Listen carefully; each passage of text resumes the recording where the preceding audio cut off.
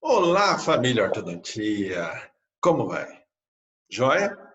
Beleza, então hoje a gente continua, aliás, a gente inicia a terceira aula, que é sobre detalhes que antecedem a nossa parte de biomecânica. É a parte que reforça sobre o planejamento.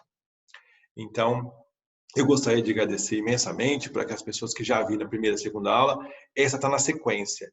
É uma aula, é o nosso assunto, ou o meu assunto é específico para base na ortodontia, buscando que sedimentar conceitos para que a gente possa evoluir dentro da ortodontia, seguindo parâmetros. Fugindo de dogmas, de paradigmas. Então, essa é a minha proposta. Então, vou, como de costume, compartilhar com vocês a minha tela.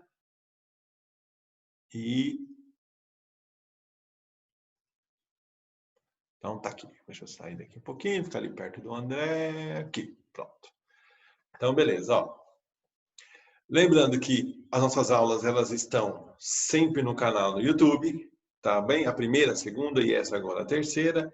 Então, se inscrevam no canal, vão até lá, dê um like, ativem o sininho, porque toda vez que a gente postar algo, você vai receber. Como eu disse, agradecer pelos comentários. E por que isso, ativar o sininho?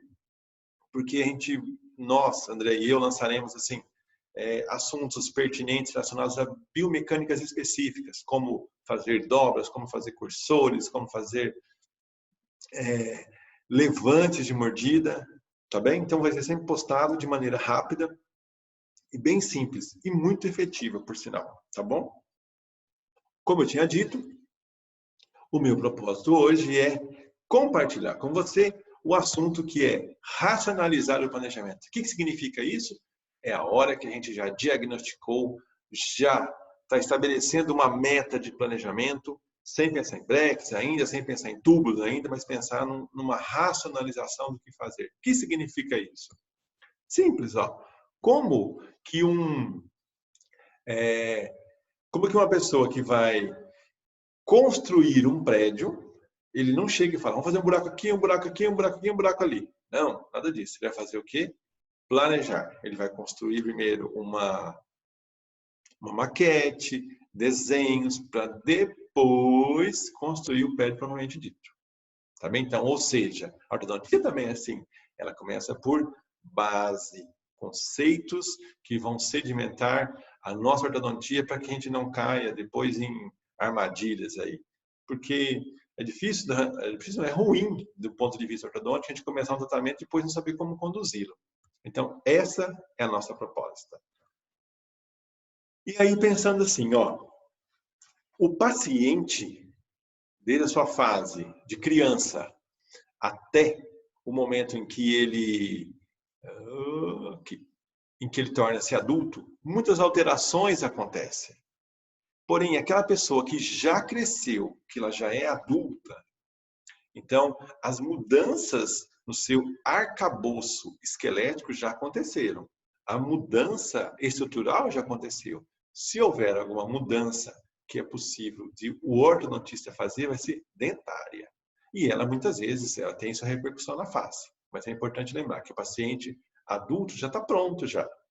Diferente de uma criança, ou que a gente pode induzir ou interferir no crescimento dele de maneira bem mesmo que pequena.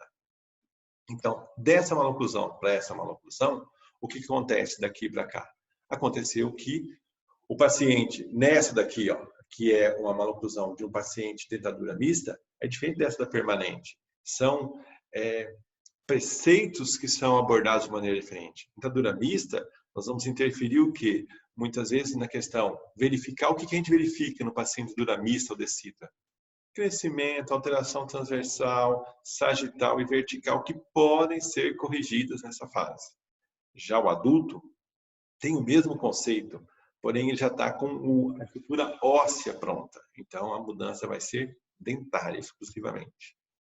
E aí, lembrando, se a gente muda dente, muitas das nossas mudanças na posição dos dentes, elas vão interferir aonde? Na questão de tecido mole. E isso tem muito a ver com a posição final que nós já planejamos. Ou seja, fazer retração, fazer projeção, muda a questão da face do paciente. Então, essa geometria do posicionamento dentário, que eu falei lá na aula 2, é fundamental no nosso planejamento. Pois ela confere aqui. Neste caso, que é o paciente de classe 1, com todos os dentes na boca, a queixa da paciente, né, ou aliás, olhando só o modelo, talvez a gente proporia fazer o quê? Um alinhamento, nivelamento. O que difere a gente propor alinhamento e nivelamento numa situação igual a essa ou fazer extrações? Então, isso é relevante porque o jogo da ortodontia é um jogo de xadrez. Ele precisa ser muito bem pensado porque as peças elas vão se movimentar de acordo com aquilo que você conhece de ortodontia. Assim como o tabuleiro de xadrez. Cada peça tem sua função e movimentos bem específicos. E muitas vezes, nessa proposta de movimentação, a gente acaba caindo assim, em uma situação. Extraio ou não extraio? É uma situação, é uma encruzilhada muitas vezes isso. E onde a gente fica, às vezes, sem um norte. Então, lembre-se, se a gente propôs não extrair dentes, muitas vezes a não extração são decisões, às vezes, mais fáceis. Por que mais fáceis? Porque elas possuem, muitas vezes, um baixo risco de comprometimento na face do paciente. E isso, muitas das possíveis extrações, elas podem até pontualmente ser avaliadas ou ser reavaliadas após o alinhamento. É lógico, não dá para generalizar todos os casos, mas muitas vezes é possível fazer isso, desde que a gente tenha parâmetros. Muito apinhamento, não dá para vestibularizar tudo para depois extrair, tem que ter um bom senso. Já a extração, muitas vezes, ela vai interferir na questão oclusal, porque a extração equivocada, ela pode comprometer oclusalmente, além de alterar os tecidos moles de maneira errônea. E isso é irreversível. Também, então, a extração precisa ser muito bem ponderada. Então, tá. Mas quando a gente decide por extração ou por extrações, a gente tem que ter sempre em mente um planejamento. De novo, a palavra planejamento. Então, se a proposta for extrair dente ou dentes, então existe algum preceito ou alguma linha de raciocínio a seguir? Sim. Então, aqui, ó, eu vou te passar 4 chaves importantes para você usar no seu diagnóstico, no seu planejamento, para definir quantas possíveis extrações. Então, a primeira chave, ou as chaves, elas vão ser decorridas agora, tá bom? Então, a primeira chave refere ao quê? A oclusão. O que significa isso? Significa que a alteração dentária ou a maloclusão vai ser corrigida e ela pode ser corrigida sem extrações ou com extração. E o que vai depender disso? Bom, numa maloclusão de classe 1, nós vimos isso outra vez, maloclusão de classe 1, classe 2, classe 3. A maloclusão de classe 1, se o paciente tem todos os dentes na boca e a minha proposta é manter todos os dentes na boca, é porque o molar vai terminar de classe 1. Tá bem? Canino sempre em ortodontia vai terminar em classe 1. Já se nós propusermos 4 extrações de premolares, o que significa? Que o molar, na minha proposta, vai terminar em classe 1 também. Então, a oclusão aí, molar sempre em classe 1. Porém, tem 2 variáveis. Uma variável é quando a proposta só é extração de pré-superior. Então, se for de um pré-superior de cada lado, evidente, o molar vai terminar de que jeito? De classe 2. Para o molar terminar de classe 2, então existe uma mudança na posição do seu acessório.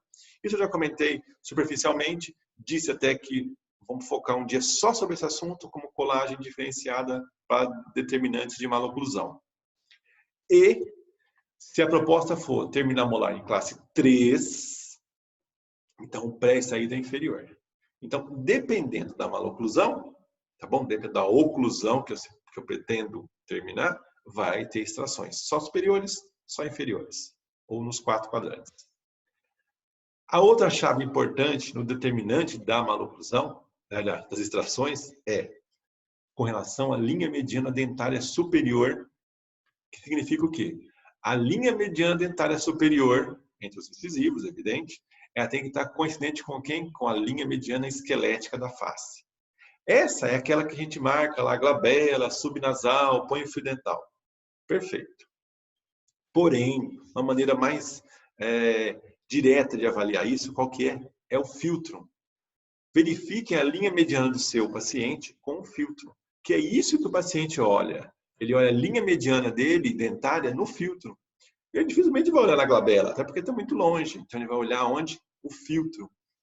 Então, o que tem que acontecer? A linha mediana dos incisivos, né, dentária, tem que estar coincidente com a linha mediana esquelética.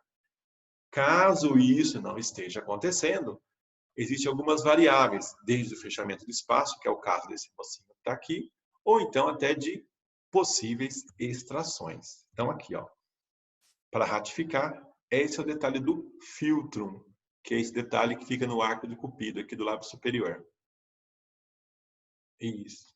E a linha mediana dentária tem que estar coincidente com o filtro. Uma maneira mais simples, mais objetiva. Então, olhou ali, define se vai ser necessário fazer extração. Mas olhem, essa é uma foto de uma publicação de uma revista. Notem que não está... Existe um pequeno desvio de linha média, mas ele não compromete o sorriso do paciente, tá bom? Todo o sistema está muito bem adequado aqui. A terceira chave tem a ver com a dinâmica do lábio superior, que foi muito falado na aula número 2, que significa o quê? Movimento do lábio em relação à extração com e sem ancoragem. O que acontece com o ângulo naso-labial? Qual é a mudança na exposição do lábio em relação à sua quantidade de incisivos que estão aparecendo e espessura do lábio? Um flashback aqui foi assim, ó. Quando se faz retração de incisivo inferior, o que muda? Muda o seguinte, ele tem uma mudança na retração de incisivo com o lábio. Tem uma variável importante, aliás, duas variáveis importantes, que é a relação da tensão e espessura do lábio. O que significa isso? Às vezes, dependendo da tensão e a espessura do lábio, 1 milímetro de retração, perdão, 1 milímetro de retração repercute 1 milímetro no lábio. Às vezes, 2 de retração repercute 1 e às vezes 3 repercute 1. O que significa isso? Isso tem muito a ver com a tensão e a espessura do lábio. Em que situações que a gente vê isso? Dessa maneira, ó. Lábios finos e com grande tensão, o que é muito comum de acontecer? Todo movimento de retração repercute diretamente no lábio. Então, pondere isso no seu planejamento. Já lábios espessos e com pouca tensão, acaba se fazendo um movimento e a alteração é muito pequena, não é tão perceptível. E o outro detalhe importante, junto com esses dois parâmetros, é o quê? A competência do selamento labial prévio à extração. O que significa isso? Paciente que tem selamento labial passivo incompetente, quando se planeja fazer extração com retração, o que vai acontecer? A mudança ela é muito grande, porque o lábio tende a cair e o lábio inferior tende a subir. Então, o selamento vai sendo alcançado pelo movimento de retração de incisivos. Porém, quando o paciente já apresenta selamento labial passivo, isso a gente não vai enxergar. Qual que vai ser a alteração? Vai ser uma alteração dinâmica de achatamento do lábio. Tá bom? Achatamento do perfil, perdão. E a quarta e última chave é super importante, como as outras. É ouvir o paciente. Porque muitas vezes o paciente vai no meu consultório, ou no seu consultório, e ele tem uma queixa que ele não sabe muito bem o que é, e às vezes está embutida uma queixa de face, uma queixa na alteração da face do paciente. Dá para arrumar aqui com o dente a face? Não dá. A face precisa de um cirurgião para ajudar. Então, tente extrair o máximo de informações do seu paciente para que quando você for orientá-lo que muitas vezes a queixa dele não é dentária, sim esquelética. E esquelética precisa de um outro colega, que é o cirurgião, muitas vezes. Assim como um paciente que procura o nosso atendimento com uma falta de dente, se eu não faço reabilitação protética implantodôntica, eu preciso encaminhar para um outro colega. Então, é associação de informações e de colegas aí. Beleza? Então, estudar é uma coisa que a gente vai continuar a vida inteira. Vamos fazer isso sempre. A nossa vida é isso. Então, a ortodontia, ela é muito cíclica e ela tem muitas informações que vão sendo colocadas. É lógico, a gente cabe a nós ir filtrando e utilizar aquilo no nosso dia a dia.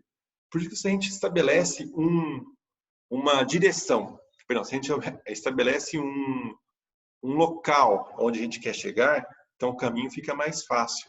Então, dificilmente a gente sai para uma viagem sem saber o caminho. Então, a ortodontia tem que saber onde a gente quer chegar. É lógico, algumas variáveis podem até acontecer, mas a sua linha de raciocínio tem que ser mantida. E agora eu gostaria de apresentar algo para ajudar nossa minha conversa com você hoje. Então, um caso de maloclusão de classe 1, onde o paciente onde tinha todos os dentes e apresentava uma pequena mordida aberta, esse caso, para ser tratado, acredito eu que se a gente olhar exclusivamente dente, a proposta só é o quê? Alinhamento, nivelamento, fechamento de espaço. Perdão, fechamento da mordida aberta. E isso nem precisaria fazer nenhum tipo de colagem, porque eu particularmente não gosto muito de fazer isso não. Até porque, se a gente olhar os dentes gengival aqui, ele vem subindo. Ele vem de anterior a posterior, ele vem fazendo o quê? Vem divergindo. Então, à medida que a gente cola e alinha e nivela, a tendência é fazer assim, seria o quê? Fechar a mordida. Então, notem que se recolar aqui no pré, olha a altura do pré e a altura do incisivo, como é que está tão diferente. Então, o nivelamento vai fazer isso. Então, eu não costumo colar de maneira mais cervical os incisivos, até porque eu já falei quais são os motivos. Mas, enfim, eu procuro manter no centro da coroa clínica e, se for necessário, aí eu faço alguma mudança com elástico, se fosse o caso aqui. Mas, enfim, o caso, ele tenderia a isso. Esse é um caso clássico que eu acabo mostrando sempre, porque ele é muito didático. Porque o paciente, ele apresentava um selamento labial passivo incompetente. Aqui o mental está contraído para fechar o lábio, então ele está forçado o selamento labial. E, note, quando a pessoa relaxava o lábio, ficava com esse selamento labial incompetente. Essa era a queixa do paciente. Então, aqui notem como o lábio está sendo forçado nessa primeira foto, e nessa foto de perfil, ele, sem estar forçado, note que o lábio fica entreaberto. E aqui, uma imagem mais aproximada, né, um close-up, e aqui note que essa linha estética de Ricketts, ela significa o quê? Que o estômio, né, a região mais... Perdão, estômio não, o limite anterior do lábio inferior tem que tocar nessa linha. Então, esse lábio precisa vir para trás. Assim como a gente traçar uma vertical subnasal aqui, note que o lábio inferior vai estar muito à frente da linha, o lábio superior também. Agora, a maloclusão. Então, o paciente apresentava maloclusão de classe 1, mordida aberta anterior e vestíbulo versão de incisivos. Apresentava todos os dentes e aqui fica nítido, Esse caso chama de biprotusão. Então, essa biprotusão dentária levou o quê? Ao selamento labial passivo incompetente. Como conduzir aqui? Então, a proposta ao paciente foi falada assim, foi dado assim, foi sugerido ao paciente uma seguinte proposta. Olha, foi falado sobre efeito cortina. O que é um efeito cortina? O efeito cortina é assim, Quando a janela está aberta e tem uma cortina e o vento sopra, então a cortina vai para frente, como está aqui, e ela acaba expondo toda a parte de baixo da janela, o vidro. Então, em ortodontia, dá para usar esse recurso ou esse termo, olha lá, o vento soprando. Ok? Então tá. Então vamos paralisar essa cortina aberta. Pronto, aqui. Se for fechada a janela, ou se for removido aquilo que está projetando a cortina, que no caso é o vento, a cortina tende a quê? A cair. Então a proposta foi essa. Foi proposta fazer o quê? Foi tirar esse efeito de vestibularização dos incisivos para fazer com que o lábio toque, para que ele caia e toque. Então, isso foi feito de que maneira? Colagem de acessórios, alinhamento e nivelamento. E notem que aqui, ó, foi mantido, né, todos os dentes, porque ela não tinha apinhamento. E aqui já é perceptível que nesse fio de aço aqui, ó, é só um detalhe. A mordida aberta não foi procurada ser corrigida. Por qual motivo? Porque toda a retração, já que eu já pensei nisso, olha lá, os 4 dentes para ser extraídos, efeito cortina. Lingualiza os incisivos, retrai, o lábio cai e toca. Nesse caso, foi mantido o que? A curva no arco superior, aqui, ó, e a curva no arco inferior no fio de aço. Qual o motivo? Preservando essa pequena mordida aberta, porque eu sei que daqui a pouco, na hora que eu começar a fazer retração, vai ser feito o quê? A extrusão e o contato dos dentes. Quer ver? Então, ó, as 4 extrações foram feitas, a ancoragem esquética foi utilizada, e aí então iniciou-se a retração. Ganchos na mesial ou na distal do canino, já falei isso na outra vez também, o que deve ser considerado é assim, gancho na mesial do canino é de praxe ser utilizado. Porém, dependendo como que esse elástico corrente acaba ficando, ele acaba invadindo a gengiva serratinizada do paciente. Então, a gente acaba tendo que mudar o gancho para distal. Mas o resultado biomecânico é parecido, tá bom? Ou, aliás, é o mesmo. E aqui, ó, para ratificar o que eu tinha dito. Note, esse foi o primeiro dia do início da retração. E aqui, observe como que foi fechando a mordida, ó. Apenas com o ato de retrair.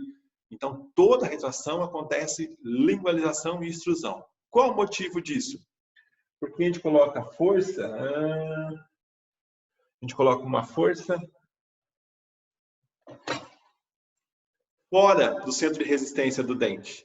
A gente coloca a força no bracket. Então, se coloca a força fora do centro de resistência, a tendência dele é fazer o quê? Extruir e lingualizar. Aqui, que é melhor mostrar. Aqui, isso. Então, ó, extrui e lingualiza. Por isso que está assim, ó. Aqui isso é um controle, tá bom? Do tratamento, onde se nota já uma diminuição além da mordida aberta ter diminuído, notem que aqui já houve uma melhora no selamento labial. Não fechou, mas está melhorando, melhorou. Aqui, ó. Isto. E foi continuando se fazer a retração até aproximar todos os dentes. E aí toda a consulta era acompanhada, né? Ela foi acompanhada com fotografias de controle. E sempre averiguando quem? Questão de lábio. Isso aqui, uma vista mais próxima. Olha aí, ó. A linha traçada, a linha estética, como o lábio já está quase no local, ele precisa ficar ligeiramente atrás dessa linha. E foi sendo feita a retração. Notem que já fecharam 3 quadrantes, falta o quadrante número 1. E a paciente, repito, cada consulta fazia-se uma avaliação, olha lá, como que o lábio já foi indo mais para trás, olha como que está bem posicionado já o lábio. E aqui uma questão muito comum, ó. Fecharam seus espaços, falta de um lado só, perfeito, estabiliza. O que é estabilizar? Pegar um fio de amarrilho, levar até no gancho. Fio de amarrilho no gancho, parou o movimento. E continua a ativação desse lado. Algo que eu falo bastante, né? Em momento nenhum eu me preocupei com a linha média, até porque a linha média só vou considerá-la no meu planejamento no final do tratamento. Agora eu estou trabalhando, então continue, tem um espaço para ser fechado aqui, que aliás me preocupa porque não tem overjet e tem um espaço. Como fechar? Então, É importante lembrar assim, ó, por incrível que pareça, tá bom? A boca fala. O que significa isso? Que aqui, ó, já tá dando a dica pra gente, ó. O que que ela tá falando essa boca? Tá falando assim, ó, escuta pra você ver, tá falando assim, ó. Estou precisando de torque. Aonde? Nos incisivos. Que torque é esse? Um torque vestibular. O torque vestibular vai gerar o overjet para eu, então, para ser continuado a mecânica de retração. Então, não dá agora para fechar sem utilizar o torque. Então, o torque ele é importantíssimo na nossa biomecânica. Tá bem? E aí, ó, o caso depois que foi feito o torque vestibular, foi feita a retração e agora está na fase de acabamentos. O que seguiria acabamento?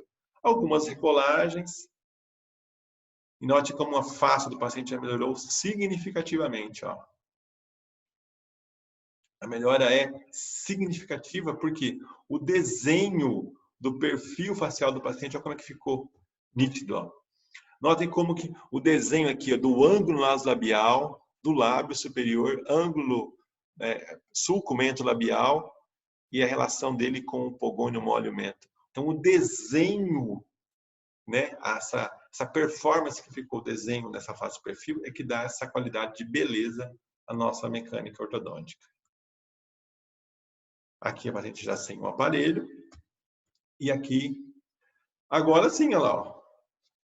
Finalizou em classe 1? Finalizou. E a Gabriela centralizou.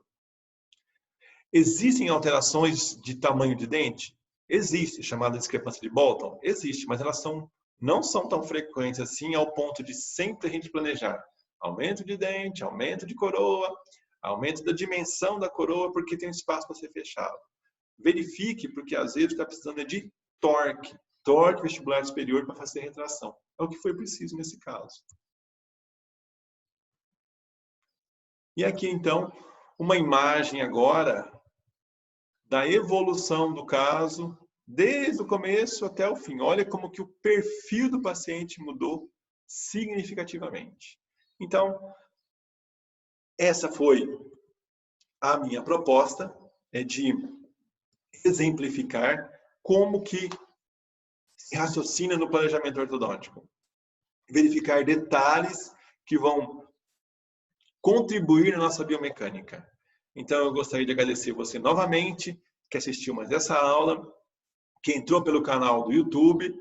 E aí, assim que a gente a gente que eu falo é o André e eu, assim que nós tivermos as nossas aulas curtas, que são aulas específicas para cada situação, até apareceu uma aqui embaixo, então nós vamos passando para vocês. Sempre nós vamos colocar no nosso canal, mas sempre ela vai existir também, concomitante, essa aula ou esse assunto mais de sedimentar a ortodontia. Sempre a gente vai precisar disso.